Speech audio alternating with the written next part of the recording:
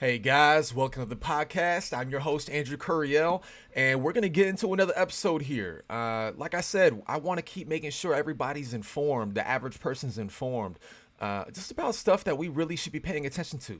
And I'm in Arizona, okay? So in Arizona, it's just like Texas and all the border states. We got to pay attention to what's going on at the border.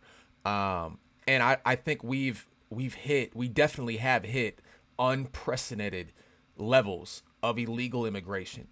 So I really want to get into it because we really got to know what's going on here, and it seems like the media really loves to tug at the emotions when it comes to illegal immigration. And I just don't think that's the right way to go about it. We need to stick to the facts. We need to get to the facts when it comes to this. And it's not about being mean. It's really not. It's about protecting the United States citizen and making sure that they go through the legal process of getting into the country the right way. So we're going to go over some facts on this. Make sure you let me know what your thoughts on it. Comment below if there's anything you'd like to say about it. I'm going to try to respond to any comments that I get when it comes to this. So let's hop into it. All right. So the first thing we got here is from the homeland.house.gov website. Okay. I really wanted to see exactly how much illegal immigration we've been having as of 2023. All right. And it's not looking good, guys. It's really not. The U.S. Customs and Border Protection had 211,401 alien encounters along the southwest border in April of 2023, just April. That's up almost 10% from the previous month and up nearly 20% from April of 2021. So within 2 years, it's up 20%. Okay. That is outrageous. It's outrageous. I don't know how we can keep putting this up. And then just to keep this into consideration too, in just the first 7 months of the FY 2023, which means fiscal year 2023, 96 people whose names appear on the terrorist watch list, including a shocking 16 in April alone, were stopped trying to cross the U.S.-Mexico border between ports of entry. All right. So we've had 211,401 encounters along the southwest border in April of 2023, which is, like I said, up from the previous month by 10%. On top of that, we've stopped 16 people on the watch list, terrorist watch list. I'm glad we stopped them. But when we're having almost 250,000 encounters at the border on a given month, and it just keeps seeming to increase. I think there's no stop when it comes to this. That is very, very concerning. And if we go down here, so far in fiscal year 2023, nationwide, they've arrested 17,533 individuals with criminal convictions and apprehended 377 known gangbangers. Those are just known, guys. Like, all these numbers are just the ones they were able to catch, the ones they were able to actually get. There's so many people that are going through the woodwork and not getting caught, not getting properly validated before coming into the country. Look, I'm all for I'm really all for anybody that wants to come to the United States and be a productive member of society. But we can't just allow hundreds of thousands of people to swamp our southern border just because they think it's the easiest way to go. And as of right now, they're proving that it is. They're proving this is the best way to get into the United States. And it's just sickening to me because, I mean, us United States citizens are struggling as it is just to progress ourselves and make our lives better. And you're bringing in hundreds of thousands of people into the country on a given month and just letting them go, which we're going to get into that a little bit later as well. And one other thing that I saw here, which was crazy, 111 of those 377 known gang members were MS-13 members, which is a very, very violent gang. And in fiscal year 2023, they've seized over 17,000 pounds of fentanyl just coming through the southwest border. Guys, I don't care what your emotions are saying about it, right? What your emotions are like, oh, but these people are they're just trying to escape, gang-related cities and gang-related countries, and they're just trying to seek a better way of life. Yeah, just so are all the people in the United States already. So are all the people that are going through the legal channels of becoming a legal citizen, or at least get your visa the correct way. Like, all the administration's doing right now is getting them through the border. Hopefully a judge will see them to give them a little ticket and be like, hey, come back in 3 to 6 months. Oh, and by the way, we're going to ship you off to another state. Just because it's getting a little crowded here, we're just going to ship you off to another state. How the hell do you think they're going to come to their court date when you're shipping them off to another state? They are not going to show up for that court date. I guarantee it. The vast majority of these people are just not. And that's the reality of the situation. Is we got to understand there's got to be a better way to get this done. I personally think that we should open up, I guess, a more efficient way of getting people through the actual legal way of getting your citizenship. I think the amount of money required to file for your citizenship should be a lot lower. I don't think it should be free, but I from what I heard, it's thousands of dollars just to submit your application, and you're not even guaranteed for it to go through, and you're not going to get a refund if that's the case, as far as I know. So in the comments, if you know something else about that, please let me know. I'm trying to stay as informed as possible when it comes to this stuff, and as well as helping you guys, making sure you guys are informed. But it's just absolutely insane how the media has just captured a lot of people into making, just tugging at those heartstrings. Like, it's just, these people are trying to make a better way for themselves. We all are. And to be honest, over the last 3 years, the administration has made it very, very, very hard for regular United States citizens to even get ahead in life, let alone bringing in people from Mexico. And that's another thing, guys, is this southwest border. It's not just people from Mexico coming over here. It's from Venezuela. All the southwestern countries are all trying to come over here. And honestly, the last article that I read too is there's a lot of people from China and other countries that are just trying to come through the southwest border because they know it's an easier way to get into the country. That's gotta stop. It's gotta stop, and we gotta figure out a way to stop it. And I'm telling you right now, the people that we have in office are not gonna do it. They're just not gonna do it. I'm telling you guys. And I'm gonna prove it right here. Over here on ABC News, we got Homeland Security Secretary Alejandro Mayorkas. He defended the country's border policies, insisting the Biden administration was taking strong enough stance on a surge of migration while battling away claims it will be overly strict. You guys got a long way to go before it's overly strict. Okay. And honestly, I don't know what you mean by that.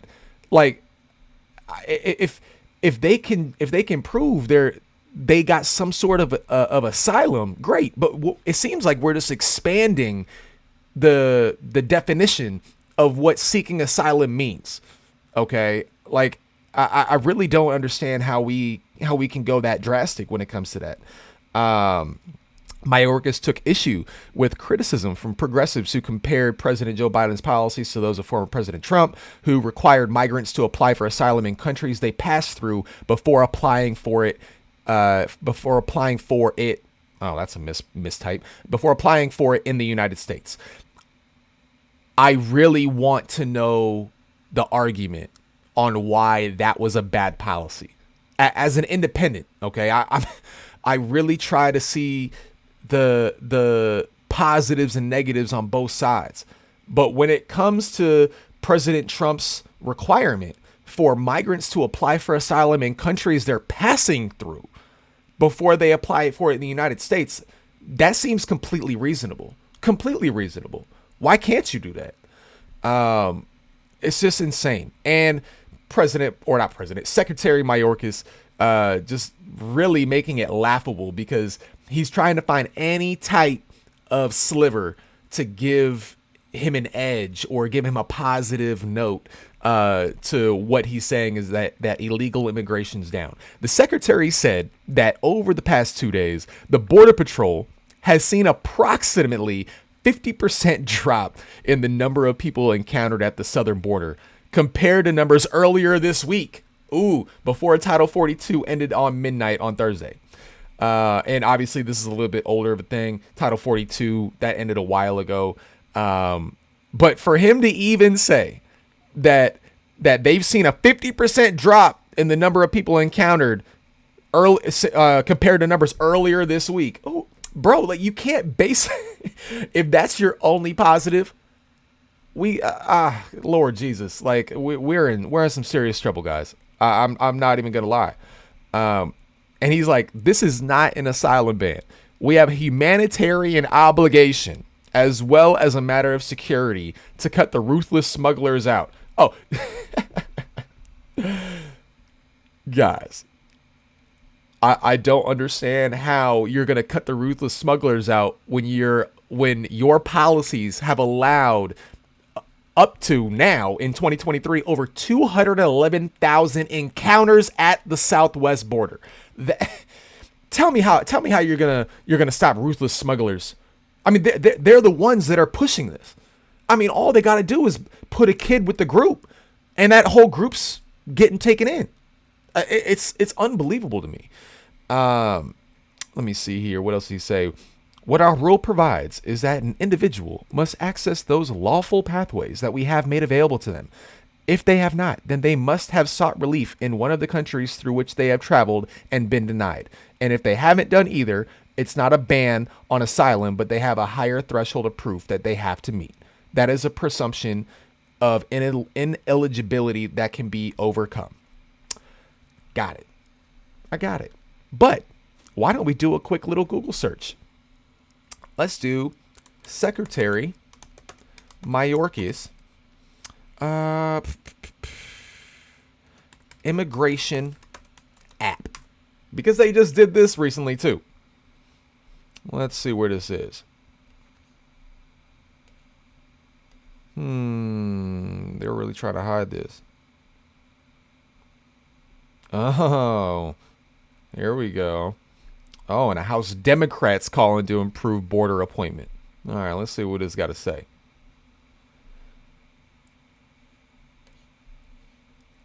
Oh, stupid ads.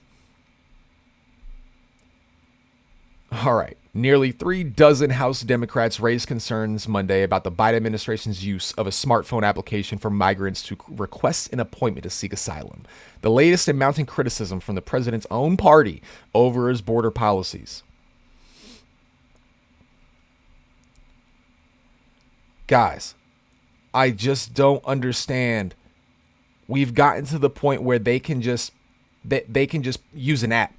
And see, the Democrats' argument is that it's not accessible enough. It's not, the usability is terrible. And inequity. Guys, I can't tell you how much I'm sick of the term equity. I'm so sick of it. It's never been about equity. Ever. What we've built in the United States was built off equality and equality of opportunity, not equality of outcome. And that's exactly what they've been trying to push in allowing this stuff. Technological glitches and accessibility limits. I really don't care about that. I care that we are making it easier for them to seek asylum through an app. And how are they vetting these people? How are they vetting them through the app? What are they putting? I mean, they don't have a social security number. It's a different country, so I don't know how they're going to properly vet these people through an app. It is absolutely ridiculous. But we're gonna go over here to this other article I got talking about Biden and the use of buses. And sometimes it seems like they were taking late midnight planes and shipping these migrants out to different states. Just last week, Astorino filmed another set of young migrants leaving the airport last week as part of the After Dark flight program, which was reportedly suspended following an investigation last year. And this is from the Daily Mail. Okay, Daily Mail. It's pretty accurate for the most part. I always like looking at a lot of different places, but this one, I've seen this article around a lot, so that's why I wanted to go with it. But analysis of online tracking data suggests that 21 flights since August of, and I believe that's 2022, don't get me wrong, it might be 2021, have brought around 2,000 migrants caught after crossing the border from Mexico to the Westchester airport. White House officials said that the flights were being used to transport unaccompanied minors to vetted sponsors or relatives with whom they will await the outcome of their immigration proceedings. Look, guys, if it's going to relatives, great. Vetted sponsors, I don't trust the administration or any government entity right now, entity right now, to tell me if it's a vetted sponsor or not. You know, I just don't. I've seen videos and articles. And there was actually a whistleblower. I should have probably brought that article up, but there was a whistleblower as well that went to Congress and said that she has personally seen sponsors that should never be sponsors, and they're actually sponsors of multiple kids. Okay, and that to me is going right into the child trafficking. If I had to guess, if my critical thinking skills are any type of decent, if they're going to somebody that they're not related to, and it's not even a couple, it's just a single guy, and they have multiple unaccompanied minor children, immigrants, that is a problem. That means we are helping child trafficking at that point. These kids are not these kids are not going to get a better opportunity at all.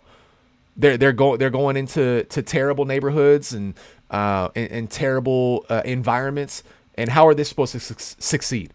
I mean, that's our whole issue with our inner cities and our urban areas, is these people are not able to be in an environment that's conducive to forward progress and making your life better. It's just not.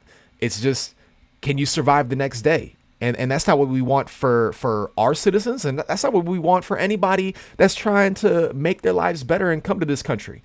Like I keep saying, guys, I really want to support immigration. And I do support immigration. I really do.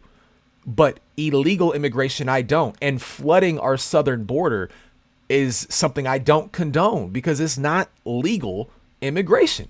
Stop trying to come through the southern port of entry.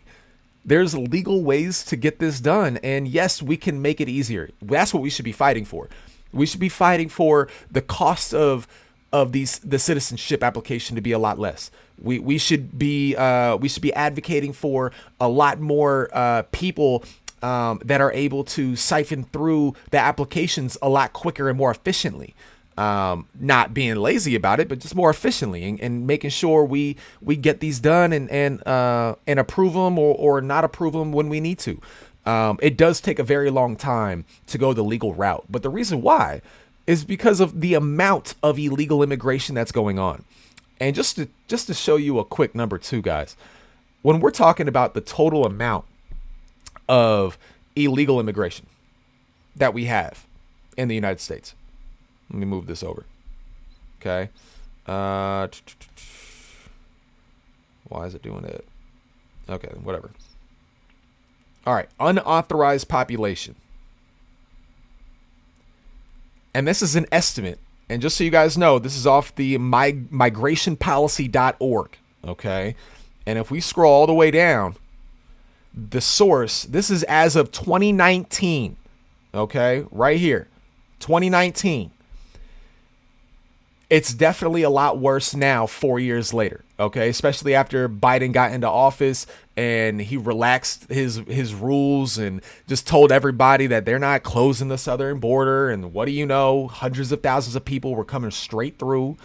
So as of 2019, we have 11 million illegal immigrants in the United States that we know of. That we know of. This is just that we know of, guys. I really want to know. I really want to know how that's going to be conducive to people, citizens in the United States, being able to thrive. And right now, it's hard. It's hard to thrive. There's nobody that the middle class is getting obliterated. I mean, if you look at California, the middle class is no longer existent. And it seems like this administration is really trying to push how they're doing things in California across the entire country. And like I said before, we got to wake up. We got to wake up. The only way we stop this is by everybody waking up and starting to really do a little bit of research, watch some podcasts, watch some independent news that really gives you the details and not just the media garbage. Because honestly, the corporate media, they're completely intertwined with the federal government now. They are. I mean, you know what was so sad and kind of scary at the same time is during the pandemic, if you watch CNN and Fox News and ABC, MSNBC, all that stuff, if you watch them, every single advertisement that was on the news was Pfizer. Pfizer this, Pfizer that, sponsored by Pfizer. That means that they are captive. They don't serve the American people no more. They're not trying to give you unbiased news to let you make the best determination for yourself. And that's why independent news and podcasts like Tim Pool, the Timcast, and all of them. Shout out to them. I love watching their show. They're getting a lot more credit than they used to. And Breaking Points. Let me not forget about Breaking Points with Saga and Crystal Ball. I really like them. Like I said, I'm an independent, so I try to make sure I'm always getting both sides of the conversation, and just make a reasonable and logical determination based on all that. And what makes sense for you. But the biggest thing, guys, because the corporate media is just trying to make you only use your feelings, only use your emotions when making determinations about what you think when it comes to political things that are going on and just things going on in the world. And that is the way to hell, at least for our country. Okay, you cannot use your emotions when talking about a country that has over 330 million plus people. Okay, like I might view things one way, you might view things the other, but we can't just have rules going down one side of the aisle. It's a give and take that we gotta have to have a conducive country. And I'm telling you guys, 11 million illegal immigrants in the country that we know of as of 2019. And remember, if we go back to our first article here, where it says U.S. Customs had 211,000 alien encounters along the southwest border in April alone. Okay, why don't we do, let's do a little math here. Bring out my phone. I'm going to keep it on here. You guys don't need to see my phone. Let's see here. 211,000. Let's just times it by 1 year. Guys, 2.532 million people that the border is encountering. If it's at that same clip for a whole year, and it's been increasing on a monthly basis by 10%. It's up 20% from over 2 years ago. Which means if it's up 20% over 2 years ago, that means that the rate of people coming to the border has not slowed down. It's not slowed down. So that means, let me see. If there was 211,000, and it's up 20%, so times 0.2%. So minus 42,000. We're talking like 175,000 encounters if we're going based off April 2021. Even if we go based off that number, that is too much people. How do you think the border can handle that many people? It can't. So I just really want everybody to be informed when it comes to this. It's not about hating illegal immigrants, because it's not about that. I'm half Hispanic. My mom's from Canada. I just don't think that we are understanding the severity of what's going on. And if we don't grasp it now, if the average person doesn't start getting upset about it now, and we start electing the right people now, within 20 years, this isn't going to be the same country that is conducive for people becoming better and growing and having financial freedom. I mean, this is the only country in the world. This is why everyone from all over the world comes here. That gives you the ability, not the guarantee, but the ability to have as much financial freedom and work whatever job that you want to work, that you're passionate about, or whatever the case is. You have the freedom in the United States to do that. And if we don't protect that, and we don't protect the just the ability, man, the ability for everybody to be free and just make money and love life, we're going to be in some trouble. We really are, guys. We really are. So I hope you like this episode. I really I feel strongly about it because I'm here in Arizona, and with our governor now that we got, Katie Hobbs, Lord Jesus. I mean, I don't know if you guys have heard this, but before we get off of this real quick, let me show you this. Katie Hobbs has been busing in, or at least sent out buses to go pick up illegal immigrants from Texas. Let's see. Katie Hobbs sends buses. There we go. Look at that. Transport. Arizona Governor Katie Hobbs continues effort to transporting migrants out of Arizona is something that provides support to those local communities. This lady who never actually went and tried to get votes. Okay, she stayed in her basement just like Joe Biden did. She does not care about Arizona. She does not care about this state at all. So guys, we just got to stay informed. We got to put pressure on our politicians. And like I said, just stay informed. And if you have any questions, please put it in the comments. Let me know what you think about the video. And again, guys, if you haven't already, please like the video, subscribe to the channel. It all really helps out, especially because this is a new channel. It's hard to find it in the search bar. So if you are searching, or if you know anybody that's trying to search for the podcast, make sure you put little quotes in between the name Gettin to the Facts. It usually brings you right to the channel. But I appreciate you guys. Thanks for watching, and I'll see you around. Yeah.